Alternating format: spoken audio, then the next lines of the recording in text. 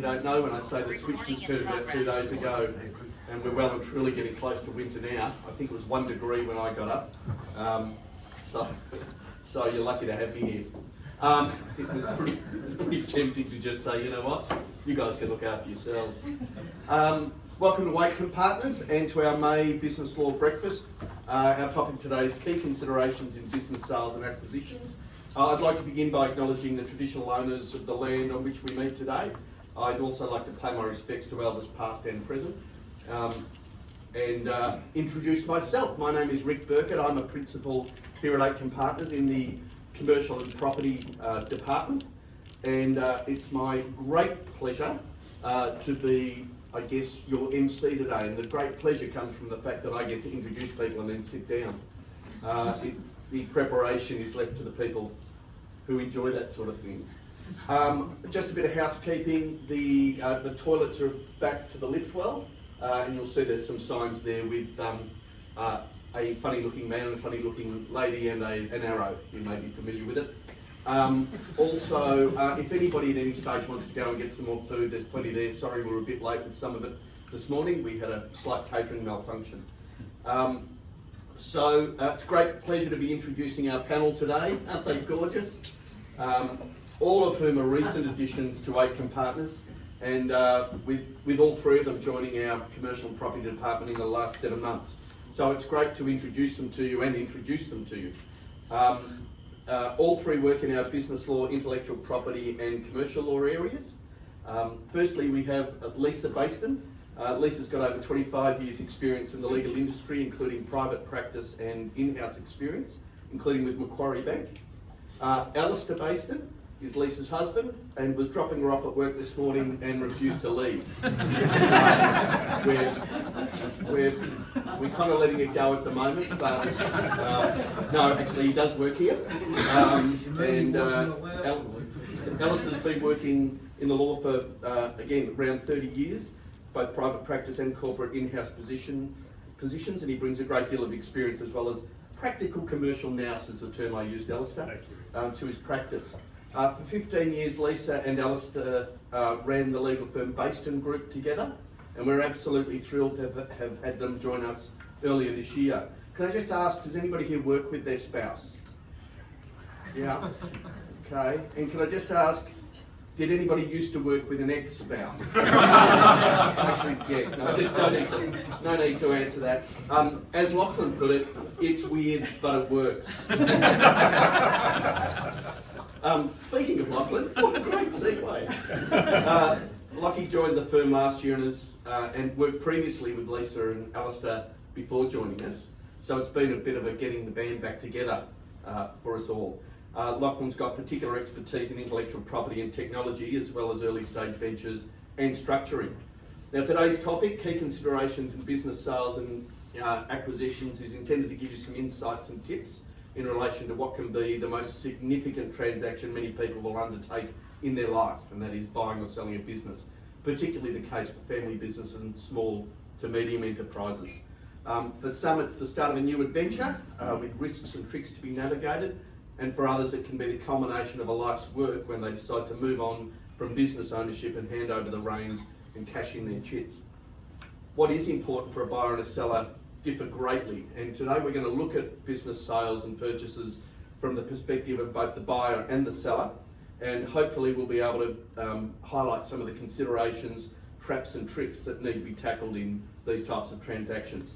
I'm going to ask you to save your questions till the end. Two reasons. Number one, knowing the way these topics are going to run, it's quite likely that a question you may have early on is going to be answered later on. But secondly, just to make sure we can get through the material. But all going well, we'll have some time for questions at the end.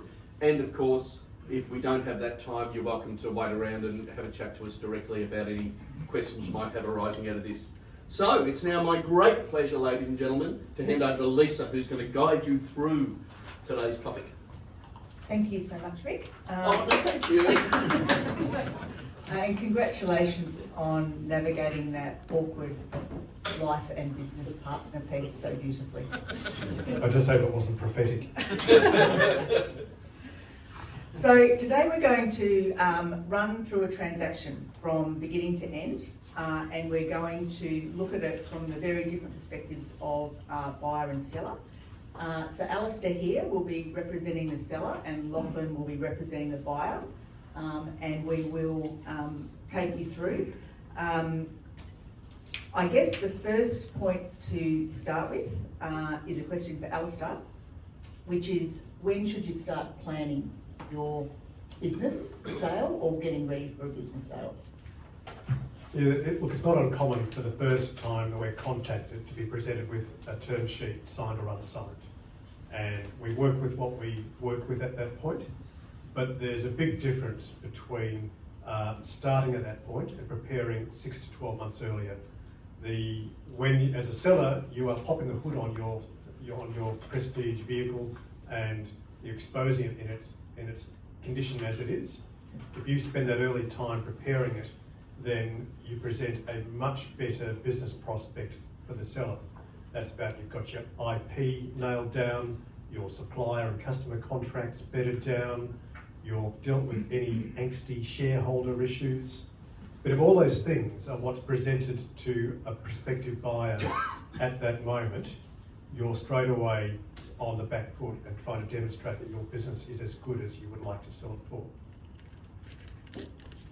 And Alistair, tell us about asset sales versus share sales.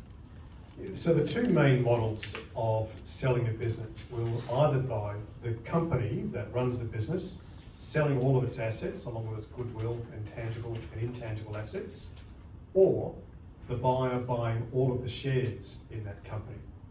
Now, quite different outcomes, and one of those may be driven profoundly by tax, so it's very important that you've got good solid tax advice to influence that decision. But as a lawyer, I've got my risk hat on, and lawyers will strongly favour, for the buyer, and Locke might talk to this, an asset purchase. For the seller, because of the share sale, the buyer of the shares will inherit all of the history of that company. If it's been derelict in its ATO submissions, if it owes tax, if it's got shareholder disputes, if it's got a long history of dysfunctional workplace, all the history comes across. So for me, as the seller, take it all, lock, stock and barrel. That would suit me nicely. And as I suppose Alistair's indicated, from a buyer perspective, an asset sale will be preferred because you don't want all those skeletons in the closet. If you're buying a company, you're buying any ATO debt, you're buying any potential litigation that may be in the works, your problematic employee disputes, you want to have a nice clean break, probably set up a new clean entity to buy the business and start on fresh foot going forward. There can be a little bit more complexity with that because you will need to make sure that any lease is assigned, key supplier, contracts, all new employment agreements. But often in practice, things like a lease will have a change in control clause anyway. So change in control is where the beneficial entity of an ownership changes. So if we were to do a share sale, in buying all the shares, we're probably going to trigger a clause to need consents anyway, which will be essentially equivalent to an assignment. So generally an asset sale, but there may be circumstances, I suppose, where practical considerations come in. As Alistair sort of mentioned earlier, sometimes not all the shareholders may be aligned. They can't all agree to sell the assets, and there may be things like a drag or a tag mechanism in the shareholders' agreement whereby the major shareholders try to pull in others to the sale, and in that case, we may be stuck with a share sale as the way forward. So, Lachlan, the first thing that often happens, or the first time we see a sale kicking off, is with a term sheet or an MOU. Can you explain what they are and whether they're always necessary? Yeah, so a term sheet or an MOU, which is a memorandum of understanding, it's essentially a simple document that at a high level summarises the transaction. So that will be its key terms, is it going to be an asset or a share sale, what's the price or how we can calculate the price, what's included, what's not included, and any kind of special conditions that might be there for either the seller or the buyer. They're not always necessary, but we find that they're very helpful. One of the best parts about a term sheet is that you very quickly realise if you are aligned with the seller or the buyer before you've gone to the expense of preparing lengthy transaction documents, your 2 or 3 rounds into redlining, negotiating, having meetings with the lawyers and costs are escalating. At a very, very quick level, you can test whether you're aligned, and it also helps keep, when we do get to that documentation phase, the lawyers on guardrails. So instead of fighting over every issue and dispute, we have a broad understanding of, look, this is what the documents will look like, and we'll fight about the small things. So it might be what time limits apply to the warranties rather than, broadly speaking, what warranties we're giving. Yeah, no, I'm a huge advocate for term sheets as well. I think also because transactions like this are often very expensive, and so if you have resolved sort of guardrails of negotiating parameters early on, then there's an absolute saving there. And it's certainly my experience too that a buyer and seller might come to their respective lawyers saying, we've worked out the details of the agreement, and when you start writing out the term sheet, you discover there's some pretty fundamental differences, which can be reconciled. But if you are deep in the weeds by the time you're talking about those, you may find that there's actually a non-negotiable, which means that there's been a distraction for the business and a misuse of resources, or there's been issues which are so protracted that someone's had to give something up significantly. So I certainly value a term sheet in most circumstances. And in both of your opinions, should the term sheet be binding or non-binding? Non-binding, I feel very strongly, but there are always a few exceptions. You'll often see that there are a few provisions, confidentiality, exclusivity, that are binding to protect those interests. But the danger of making a term sheet, which might be 3 to 5 pages binding, is that it lacks the detail that long-form documents have. And if you are fall into dispute around a 3 or 4 page document, that dispute is going to be quite a good earner for our litigators in the room. I think on that as well, if you do make the terms binding, we then jump into some kind of due diligence phase.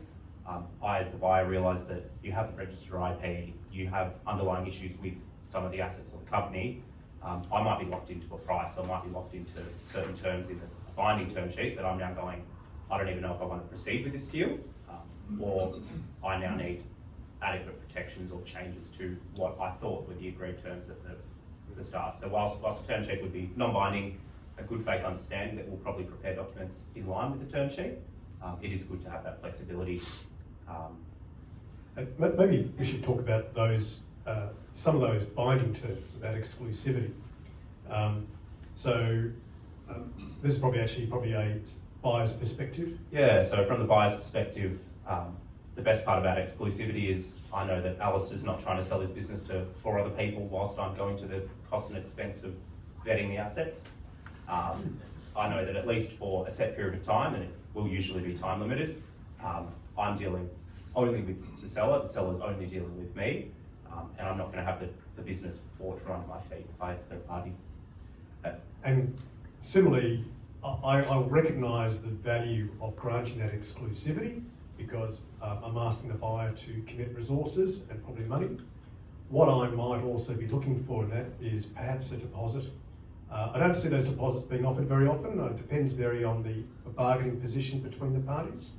But I as well am giving up time. I'm distracted from the business and negotiating with the seller. I've got to accept that there's a risk of leakage of the news and that may impact the business.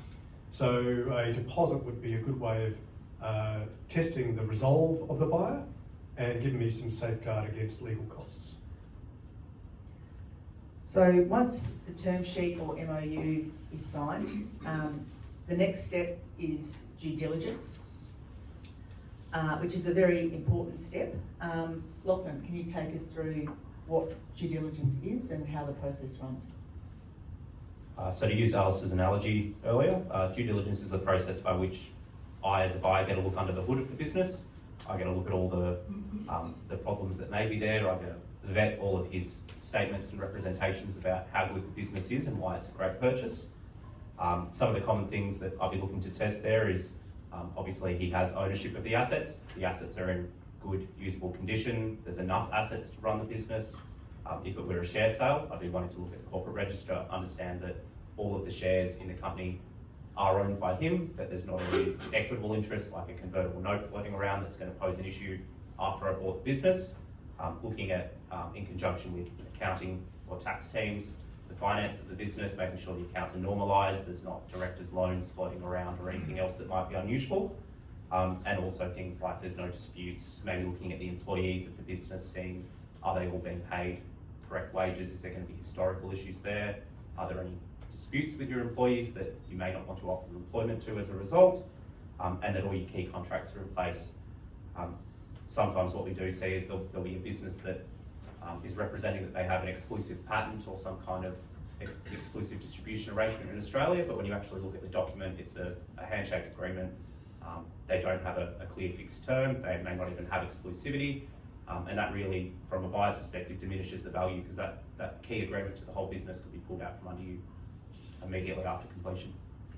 And that once reinforces the recurring message of preparation too. So through that due diligence process, if it turns out that that license agreement with the US patent holder is rubbery or weak, and the business relies heavily on that, you're at a very vulnerable position from the seller's point of view. So that early preparation might mean that you've got a more robust license in place, for example. But the due diligence process is not exclusively for the benefit of the buyer. There's real value in the seller committing resources to doing that properly. The reason is, in the long-form transaction documentation, there'll be promises about the condition and health of the business. If those promises are not true, then there's a claim back against the seller. Invariably, the disclosures made through due diligence then, as we say, qualify those warranties. So if there's a warranty that says there have been no personal injury claims against the company in the last 3 years, because warranties are generally stated in those simplistic absolute terms, the disclosure of any historical claims will then reduce the efficacy of that warranty. So that then provides a protection to the seller. So my strong inclination is to almost the point of overshare in the disclosure part, which means committing significant resources, good navel gazing, looking through your records. There may be exceptions. There may be that there is something which you are aware of that you worry will frighten the buyer. That requires very careful consideration because you are setting yourself up for a claim. It may be something that will never materialise. You think it might go under the radar. But very broadly, overshare, but in some circumstances, a critical consideration of whether an issue ought to be kept discreet. You've got a thought about that, I think, Lachlan. We might move on to the transaction document because I reckon that will come up then. Yes. Just as we predicted. Yeah, move along. Yeah. This is why you bring your wife to work, I might add. So the documentation, the documentation, once we get there, is generally one big document in these large transactions. You have an asset sale agreement or a share sale agreement, and it covers a lot of things. Alistair, a matter very close to your heart.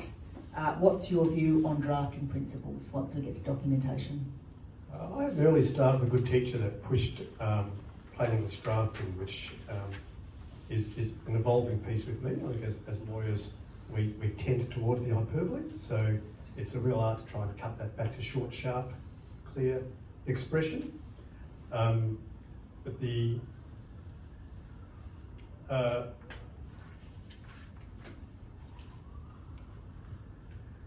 But it's not just about the brevity, because we sometimes get pressure from clients to say, can you make it shorter?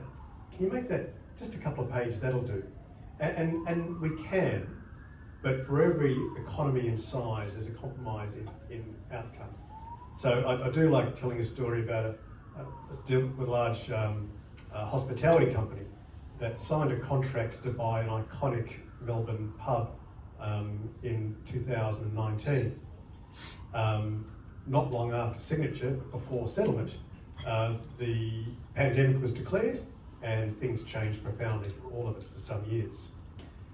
That contract was inches thick and it had a force majeure clause. And that force majeure clause identified a pandemic or epidemic as a basis to withdraw from the contract. And I spent a fair bit of my COVID years actually going through force majeure clauses and trying to engineer a potential argument for it. But this was a lay down misere. The hospitality company withdrew. 3 years later, came back, picked up that iconic pub, and got it at the same price without the burden of running it. So it was one of those examples of where there is value in all singing, all dancing documentation, but it is something where you've got to find the right balance. And Alistair, who holds the pen? Who does the drafting of this document?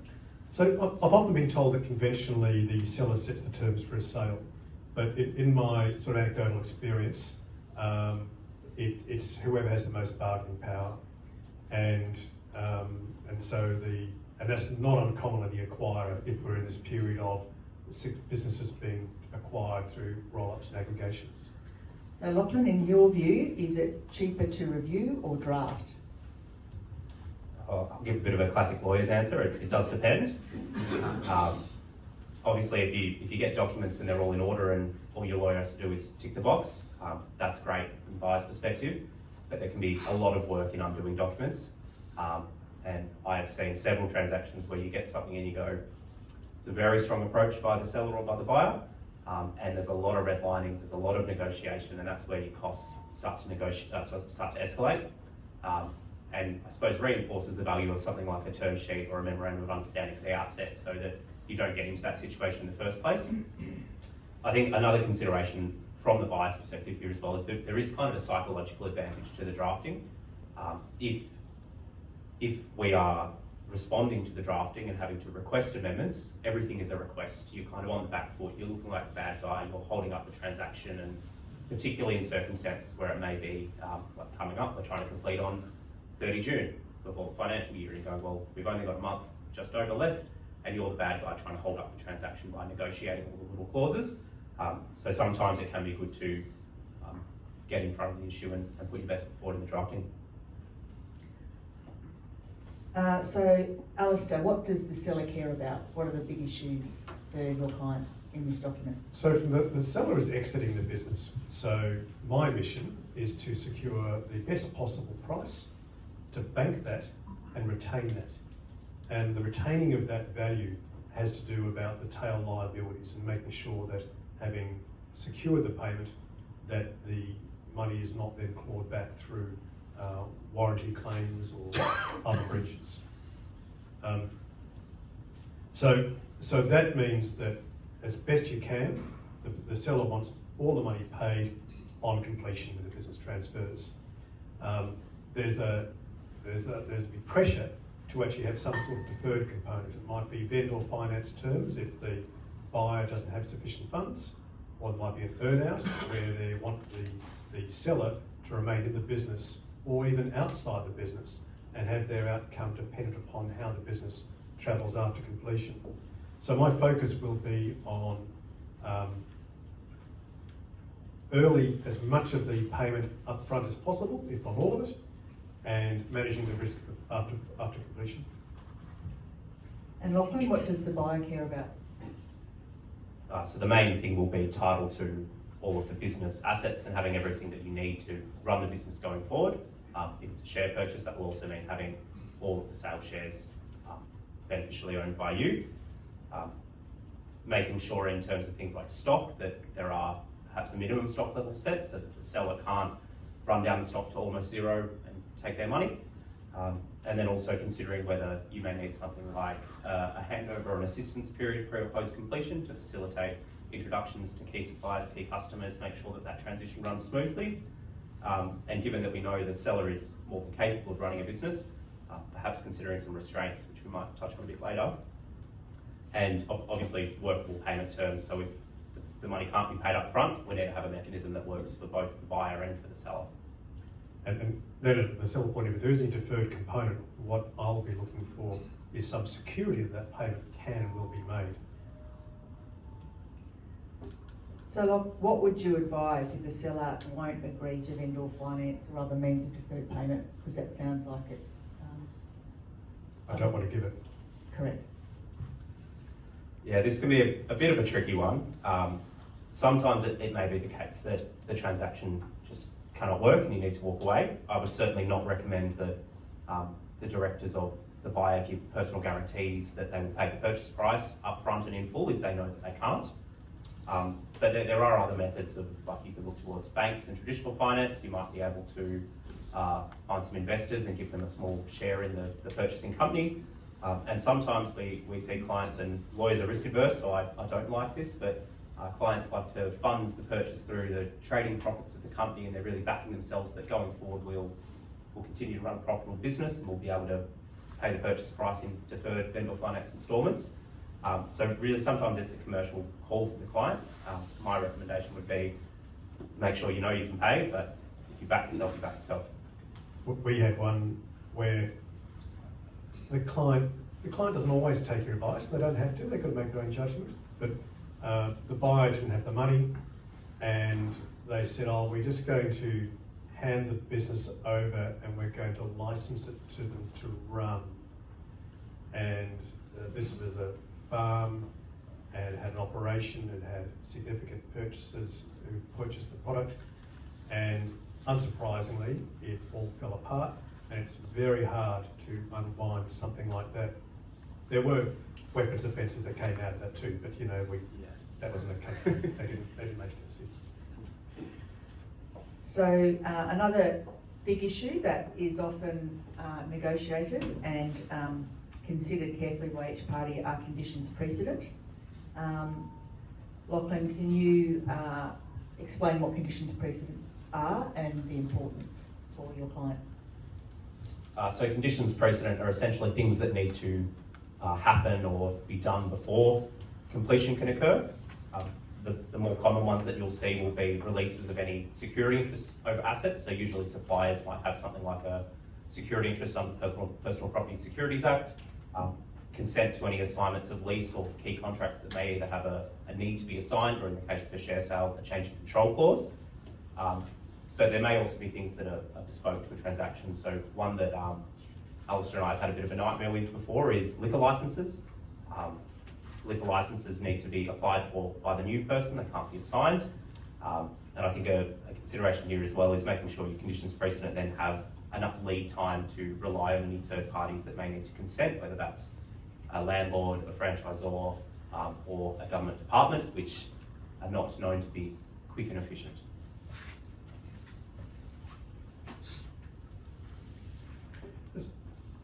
I suppose one of the great concerns about having a condition precedent might be, as you say, about landlord consent or a key supplier. The danger there, and this is where preparation comes in again, is that you've suddenly given some power and control to an outside party who can impact on the transaction. So a landlord may withhold consent or make it conditional. But a recent situation in a fairly modest transaction where the buyer waived a whole bunch of conditions precedent because it wanted things to go through, but it insisted on retaining one, which was a key customer. That key customer suddenly decided they had a seat at the table and wanted to renegotiate their contract and get a whole lot new services for less money, which meant that that favoured customer suddenly was devaluing this otherwise modest business.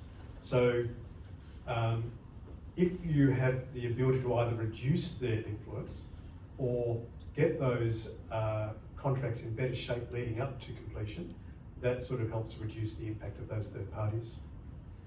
So that sounds to me, Alistair, like it's another thing that you can prepare for. So if someone comes to you early with their business, is that something you look at? Yeah, you critically look at what are the key assets in the business. So a lease will generally be a critical document if you're in a large enterprise, or if you've got an enterprise that is tied to a location like a hospitality venue. But a key supplier, or if we talked about a license agreement, if they're not in good shape, then you're very vulnerable when it comes to CPs or conditions precedent. So what do you advise your client in that case? So using that license example again, I suppose with the landlord, you want to be maintaining good relations. What the landlord, depending upon whether it's a retail lease or a non-retail lease, has different levels of discretion about whether they approve the incoming person. So having a solid credentials for the buyer will make a big difference. You've got limited control over that one. But as far as any sort of key supplier or customer contracts or core IP, early preparation. I think just sort of tying into conditions precedent, deposits are usually something we'll link in. From a buyer's perspective, conditions precedent are usually going to benefit me. There'll be something that the seller will need to do, whether that's go and get the landlord to consent, potentially agree to an employment arrangement with me to continue to work in the business as part of an earn-out. If they're unable to do those things and I've paid a deposit or an exclusivity fee, I may look to have that be refundable or partly refundable. I may also want to set a date, we'd often call it a long stop date, or sort of a drop dead date, where if we've signed an agreement, we've agreed to complete, you don't want to be stuck in this process indefinitely whereby he continues to have as long as he can to get the landlord's consent, and I'm a year down the track, the business has changed significantly. I might like to put a date in the contract where I can say, look, we wanted to complete on 30 June, it's now 30 September, where's the landlord's consent? If you don't have it, I'm walking away and I'm keeping my deposit. And that sort of long stop date probably benefits both seller and buyer, because if we contract to sell and he contracts to buy and there's no pathway to completion, then we need a way out. But we've also got to keep an eye from the seller's point of view that the CPs, the conditions precedent, are appropriate, achievable and reasonable. We'll often see a condition precedent there which says that completion is subject to the buyer's board's approval, which I always consider nonsense, because it's just a get out of jail free card. If the board has approved the execution of the purchase agreement, as far as I'm concerned, that's sufficient board approval.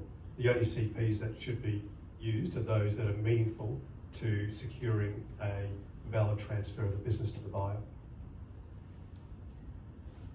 So the next big issue that's hotly negotiated in these circumstances tend to be the warranties, which are the promises made by each party under the contract. And it tends to be the ones made by the seller about the business that are most important. Lachlan, what warranties does a buyer want to see? So I suppose from both parties, you'll want to see basic warranties as to title and capacity. But really when it comes to the seller warranties, it sort of harks back to that due diligence step, and I'm saying, look, I've looked under the hood, I think everything's as it seems, I'm now asking you to stand behind it. So you want warranties about the assets, about the IP, about there not being any tax or litigation. As Alistair did mention earlier, these are usually absolute statements, they will be qualified, but really from a buyer perspective, the more warranties you can get, the better, because if after completion you discover that the business is not as you thought it was, or you find some cobwebs lying around, that's where you may have means of recourse and to recover some of the purchase price that you've paid. Yeah, and as a seller, we accept that we've got to give fairly comprehensive warranties generally, and each case is different. I did have one recently where the buyer didn't do any real due diligence and made it clear at the outset that we're not going to give you your protection through giving warranties which are not then qualified by due diligence. And they kind of accepted that until he finally appointed a lawyer, and then we got chapter and verse warranties, and we're able to reject all of those, because the warranties from the seller's perspective is not a substitute for the buyer making proper inquiries. Because if the buyer doesn't make those inquiries, there's no due diligence process, those warranties are not qualified, and we'll spend the next 3 months negotiating down to the vow of the period. So Alistair, what strategies do you use with your clients if you're advising a seller on how they can limit the impact of warranties? Yeah, so primarily warranties are qualified by disclosure, which is one reason I think that's an important part to do in a very considered way. But then the other area which is often of intense negotiation is around how claims are made under those warranties. Generally, there will be a limit of how much the buyer can recover, and there might also be what we call a collar and cuff, where there's a minimum amount of claims that need to be aggregated before any claims to be entertained, and then they'll also be limited in time. Now, this is a space of negotiation, and it may be that you limit the duration to 12 months, 2 years, 5 years, and it'll vary upon whether it's an asset sale or a share sale. I don't know. Yeah, so they may be from the buyer's perspective, like we may agree to something like a 12 or a 4-month warranty period, but something like tax, where if we're buying the company through a share sale, the ATO might go back 7 years. So we might say, look, in terms of tax, we want no cap or a much higher cap, we may want a longer time limit. And you may also negotiate any sort of specific indemnities where there is known risk that you have accepted as part of the transaction. It's come out in due diligence, and you're saying, look, I'll buy it, but if this remote risk happens, both parties doesn't think it will be likely to happen, but if it does, I do want some of my money back. And that's a good example, because when I talked about there might be a difficult issue for the buyer which it's unsure whether it wants to disclose, knowing that it will have a focus of attention. But the solution to that might be then, okay, well, there's this thing that I don't want to talk about. We've now talked about it. It's now the subject of a specific indemnity, that is a promise to pay if this event occurs. And you might then be able to negotiate some limitations around that, find some balance to give everyone some comfort. Alistair, what about forecasts? Yeah, so a buyer buys a business with hope of wealth and riches, and they may come from expectations about how the business will perform after the sale. Now, there's a danger of a seller in talking up the business that they have given unreasonable or unsubstantiated forecasts about that future revenue. So I think as a lawyer, I'll always be cautioning the buyer about those statements, and to the extent possible, we'll qualify those in the contract. And just a note probably here, you can try through the contract to limit liability, to qualify what has been said, or to say, look, pre-contractual negotiations are excluded. But the contract's not everything. There are laws that apply to this context. One of the instances we're aware of was the sale of a registered training organisation. They've made numerous representations about the ability to obtain government funding and the likely revenue of the business going forward, knowing full well there'd been a change in the law and that funding was no longer going to be granted for the upcoming financial year. The contract had excluded all of those types of forecasts and statements, but the buyer in that instance actually got up on a misleading deceptive conduct claim under the Competition and Consumer Act. So I suppose from a buyer, there may be other tools in your toolkit, and from a seller, do be mindful that the contract isn't the be-all and end-all of what you can try and limit or exclude. Yeah, you can't promise riches and then say, but not really. Okay, so the contract is negotiated, the contract is signed. That happens before completion generally. Lachlan, can you explain how completion works? What happens after the contract's signed? Yeah, so completion is the big day. That's when the sale actually takes effect.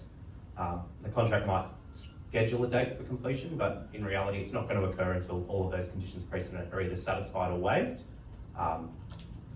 The waiving is always an option to the party with the benefit, but be mindful if you waive a condition precedent, you're kind of trusting that actually that'll happen after completion, and if it doesn't, you can be a bit stuck. At completion, what each party will do will have a number of deliverables to exchange with the other party. The main one from the buyer's perspective will be paying all the part of the purchase price that's due. From the seller, I'll be looking to receive title to the assets. I'll want to see releases of any encumbrances that were over those assets.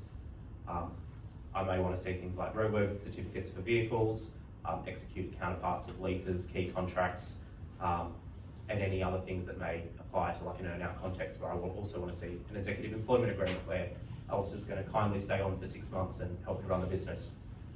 Critically, at completion, everything is interdependent. So if all things can't be exchanged, we say, look, completion's not going to happen, we take everything back, we may postpone to another date, or if it's clear that, look, this isn't going to work, the party who has been ready, willing, and able to complete might look to sue for breach and recover damages for the loss of the time suffered.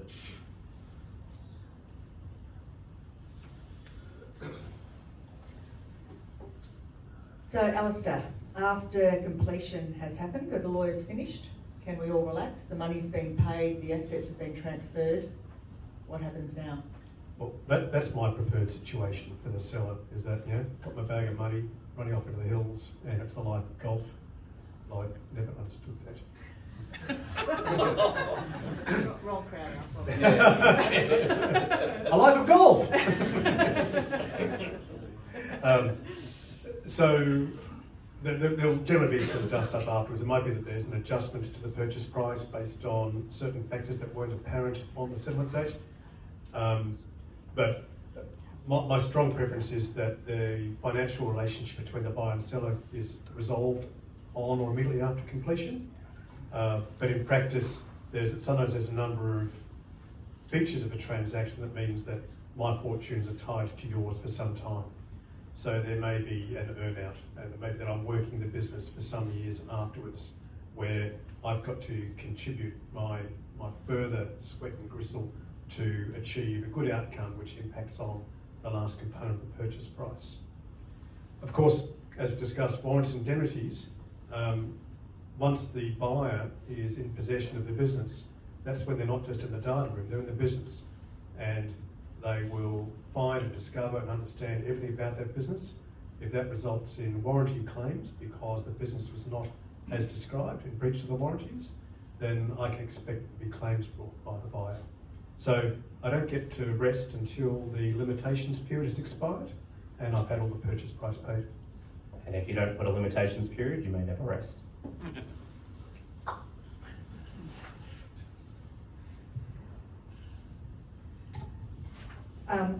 What I've observed looking through contracts after completion and further down the track is often it really is a question of how well drafted is the contract. When you're looking at earn-out provisions or you're looking at delayed purchase price, there can be some real traps for young players. Yeah, and especially with a deferred component, there's some things that you may not be able to easily contemplate. We're aware of a case of US broking giant Gallagher purchasing an underwriting agency, and there was a poorly drafted earn-out provision, which ended up with the result that not only did the seller not achieve the earn-out payment that they were expecting, they actually had to repay some of the purchase price that had already been paid. So these things have to be very carefully drafted, and importantly, the client, the selling person, needs to understand the ups and downs of the outcomes of the contract.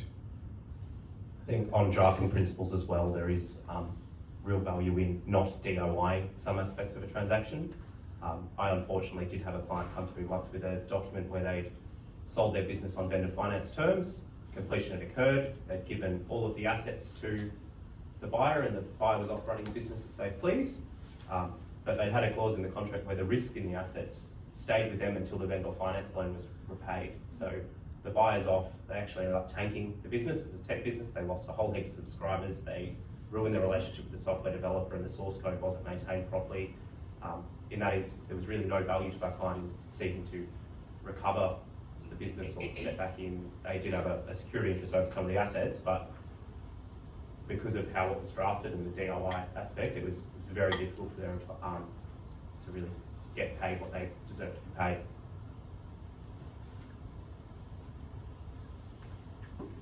Is there anything else you want to add, Locke, from the buyer's point of view after completion? We've got just another 4 minutes or so. So I think as Alistair wants to get paid, we also want to make sure that we get what we paid for. So Alistair's mentioned that the warranty period continues to run. We're working in the business. We're now not just looking under the hood, we're in the driver's seat. If we're discovering issues, be mindful at the time to bring a warranty claim and look to bring the warranty claim. You may also look, given the business has been sold, there may not be really any significant assets left for the selling company. In that case, you might look to either something like personal guarantees to support the warranty claims and the warranties, or you may look to something like an escrow arrangement. So that's where a portion of the purchase price is held by a third party, subject to agreed terms and conditions, and is only released subject to agreed terms and conditions. So that ensures that if claims need to be made, there are funds available, and just making sure your restraints and anything else that you may have imposed on the buyer are being observed. Be mindful with restraints, they do need to be reasonable. What we'll often do is put a cascading clause in, so we'll define a restrained period or a restrained area to be 3 years, 2 years, 12 months, 6 months, 3 months. And that way, if the court finds one of those to be unenforceable, you do have a fallback option. And if you're lucky to be in New South Wales, you do also have the Restraint and Trade Act, which can read down restraints, gives the court general discretion. But I'd be wary because if there's already a claim and the jurisdiction has been commenced elsewhere, or the contractor set a jurisdiction that's not New South Wales, you sort of lose that flexibility. So good drafting of restraints and good drafting of any sort of guarantees, escrow arrangement to protect the purchase price that you've paid and make sure that you get what you paid for. So we might wind the discussion up here, so we've got plenty of time for questions. Everyone will receive an email after today's session, and there'll be an offer in there for a strategy session with one of us. Please consider whether that's something that is appropriate for you or one of your clients. It's great if for someone who's looking to sell a business, or even someone who's starting a business and wants to have some great minds look through it and work out what the risks are. Or also a ongoing business which just wants to kind of update its legal risk health. So I'll just ask Alistair and Lachlan to give us our last thoughts, and then Some questions? then some questions. So run your business like you're going to sell it, even if you're not. That's the kind of standard that a prospective buyer's got to look at. If you are hurriedly reassembling and putting this business in good shape in anticipation of a sale, it never looks as good, and you are going to have a much better financial and risk outcome than if you are just trying to lock that due diligence room into shape at the last minute. So, and preparation. If you're contemplating a sale, start early, maybe 12 months out, and even this legal health profile checklist that we're talking about is actually a good way of identifying key areas of focus that you might look at. Yeah, I'd probably echo Al's thoughts on the preparation. Don't come to us with a signed term sheet that we're now realising is not fit for purpose. There's a real art to your due diligence. Do it in partnership with your legal teams, your accounting teams. The whole point of due diligence is to identify problems. If you see them, let's make sure that either we negotiate down the price so that it's now more appropriate, or that we include any specific protections that we may need to ensure that you do get what you pay for and you're not stuck. Whilst there are protections in the warranties, you don't want to be going through a warranty claim process, spending more money on lawyers just to recover money that you paid. You'd rather know from the outset you've entered the transaction and you're happy with the transaction. And just a shout out to the tax advisors in the room. They are enormously valuable in these things, and we've seen sales where the upside for the seller is profoundly different depending upon that good tax advice. So lawyers working in collaboration with a tax advisor can yield a substantially different financial outcome than if you do not. Are we ready for some questions? Now, ladies and gentlemen, the wonderful Joel Parsons is going to be coming around with the microphone. Joel's a law graduate who joined us earlier this year. Wonder Watch, rising star. You'll be asking for him, not me, in a few years. So, I feel like an auctioneer. Do we have any questions? Yep. Sanjay, make me walk. Yes. Faster, Joel. Thank you. Neil Craven, I'm an HR consultant. I was just wondering whether, in fact, you'd like to comment on the importance of due diligence in respect of contracts of employment, wage rates, doing a proper audit, especially from a buyer's point of view. Thank you. Yeah, look, that's critical, and of course we're also very aware, and this might be the subtext of the question, about issues like wage theft, and of course if it's a share purchase, you inherit all of the problems that pre-exist, and even if it's an asset purchase, you can inherit some of them because the employees will be coming across, and if you've got unresolved issues there. So the due diligence could involve making sure you've got HR professionals looking at that, but also an employment team of a law firm looking at whether the contracts are fit for purpose in the current time. Because one of our observations, one reason we press the preparation thing, is that legal compliance, the stuff that gets us excited, is not the core purpose of a successful business generally. A lot of people focus very much on that core purpose, and some of the stuff that we worry about and a buyer worries about can slide.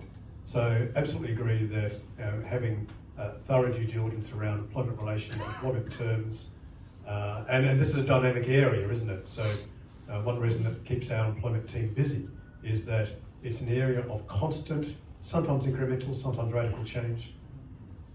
Neil, I'd add to that there's a couple of things, particularly with large workforces, particularly working under awards. If somebody hasn't gone through the award and worked out what the obligations are for union consultation, because in most sales where it's a sale of a business, it's going to be, they're literally redundancies. And also a lot of people just assume as long as the employees go over, I've got no other obligations. There are notice periods of 5 to 6 weeks that they need to adhere to. So I had a client the other day come in and say, done this great deal, we need to settle in 3 weeks. I said, well, you put yourself at risk. They had about 100 employees. Every one of those employees needs to be given reasonable time to consider an offer. You've got to consult with unions under their award. And on top of that, you've got to give everybody over the age of 45 who's been here for a few years 5 weeks notice, even though they're being offered a job with the next employer. And so the employment issues are things people constantly miss, both in terms of the timelines, but also in terms of the obligations under the Fair Work Act and under the award. And lots of the awards have little things that take you well beyond the Fair Work Act. So absolutely, both due diligence, but self-due diligence and preparation for the employment issues is hugely important. I'd probably add employee entitlement stat as well. One thing that you don't want to discover on the buy side is you buy all the shares and you find out there's 4 or 5 employees who've been there for 20 years. They have excessive accrued annual leave, long service leave. That's something that you can tease that out in due diligence. You might be thinking about an adjustment, which we didn't really speak about earlier, but you might say, look, I'll assume 50%, but I want you to subsidise for all this time that's been accrued under your carriage of business. I think Sandra at the back had a question. Thank you, Sanjay Gunda, Non-Executive Director of various companies.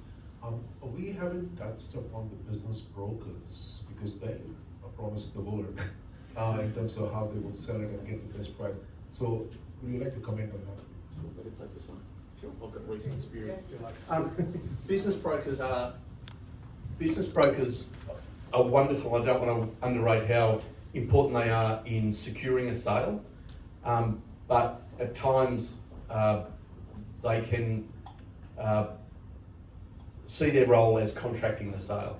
And I've certainly come across some business brokers who've done a fantastic job of identifying a purchaser and doing a great job of the sale, but then they've had the purchaser do a binding offer that's been accepted, and it's the same as handing over a signed term sheet. So because they didn't understand some of the legal nuances of the terms they'd agreed to, the client was in real trouble because they actually had a binding agreement on a 2-page letter. And I've seen some others that have mixed up share sale terms with business sale terms that have not made sense. It's not a criticism of the brokers because there is a very important role that they play. I can't sell a business for you. I've had clients ask me to, I can't do it, and they do a great job. But if the business broker is saying, go to your lawyer after we've sold it, then they're doing the vendor a huge disservice. Working hand in hand with a business broker is fantastic, and we often do that.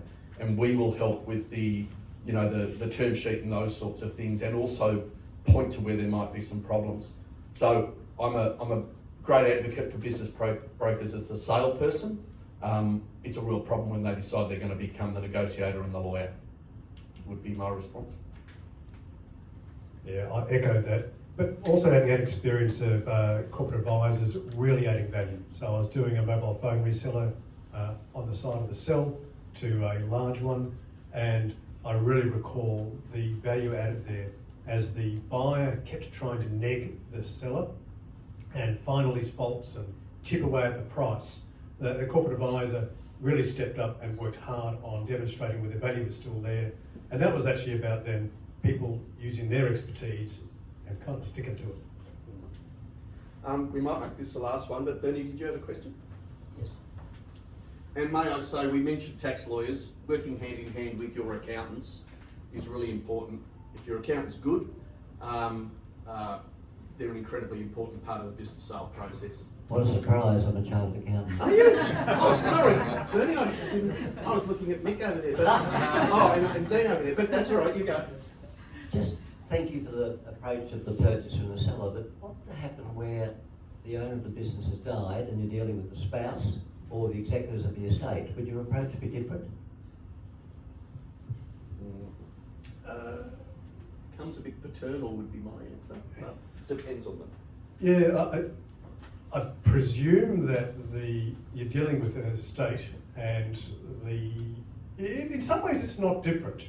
From the seller's point of view, I want to realise a value for the business, whether I'm the estate or a spouse. I'm not invested in it. The difficulties are for the buyer in achieving the security we normally get from an active seller. And it might mean that the terms are less favourable. You might also find that the estate, the executor or the spouse reluctant to take on the sort of risk that an active seller would do. And from the buyer's got a perspective too, which might be that, well, what's going to be my recourse? So you're going to be looking more at those things like a deferred payment. That's probably. Yeah. Is that the direction you're going? Yes, absolutely, that's fine, thank you. And on your point, Rick, about value tax and accounting advisors, sometimes the selling business has had a loyal and competent accountant all those years, but it's actually not their wheelhouse to do this thing. And it's very valuable for either the selling client or their advisor to say, I need a different resource here. Thank you very much. Hang on to that old screen. Firstly, thank you, Joel, for the great microphone action. Good work. But also, I know Joel gave some valuable assistance to these guys in preparation today, so thank you.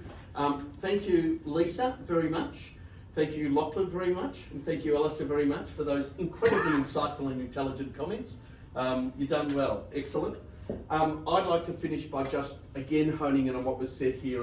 And of course, we're selling our wares. We want you to come and give us business and pay us money. So put that to one side and take it as a given. The point out of this is start early. And it's a year out. When should you start preparing to sell your business? Over a year before. Give yourself a full financial year to clean up your books. Give yourself lots and lots of time to get the house in order. I have a client at the moment, or just recently had a client, who got very excited. There's a little bit of the business broker reaction in this one. They essentially sold and signed up to a term sheet. Then they came and saw me. And within a day, I identified 3 major problems that they failed to address that they could have addressed before this. Those 3 problems have meant 6 months of delay in the sale, and the sale price has dropped so far by 35% because of those problems. And they're all ones that could have been resolved and sorted out before, but because they've all happened in the role of the sale, it's only led to backward steps for the vendor. A year out now, it's not always possible, great. But the other thing I'd say about coming to a lawyer early, and indeed to your accountant and other advisors, is that early due diligence is going to save you down the track. If we do a self-due diligence on a vendor in particular, we sit there and we do what the buyer will do. And we say, I will notice this, this, this and this, and we work out how to fix it. What does that do? It means you're not having the problem later like the one I just described, but also in that process we're preparing the due diligence documentation. So later on, and almost every sale now is going to have a due diligence. Everybody has heard that word now. They didn't used to know it when I were a young boy, now they do. And they're going to expect you to hand over a whole bunch of information. By doing the self-due diligence at the start, and before we're dealing with anybody else, we're going through and we're actually preparing that documentation. You're going to spend that money anyway. So doing it early means you've got good documentation, you've got problems fixed. Then when you put it on the market and they come and look under the hood, it's pristine, it's beautiful and it's running well. So that would be the big thing. And remember, coming to us early doesn't mean we work for a year. What we do is advise you early. We might then sit out for 6 months while you get things done and then come back in. And I'd also say, you've got to spend money to make money and you've got to spend money to save money. And again, the problems that get created, the client I was talking about a minute ago, their legals are now 3 times what they should have been because of the time we've had to spend fixing stuff up while the prices slowly dropped. So that would be, on top of all the technical issues, and hopefully you all learned a bit today, that would be the real lesson or the real takeout we look is start early and you'll get a better outcome. So thank you all at home and thank you all in the room for joining us on this freezing morning. Feel free to stay around and have another coffee and have a chat. But again, huge thanks to our panel who've put in a lot of work also.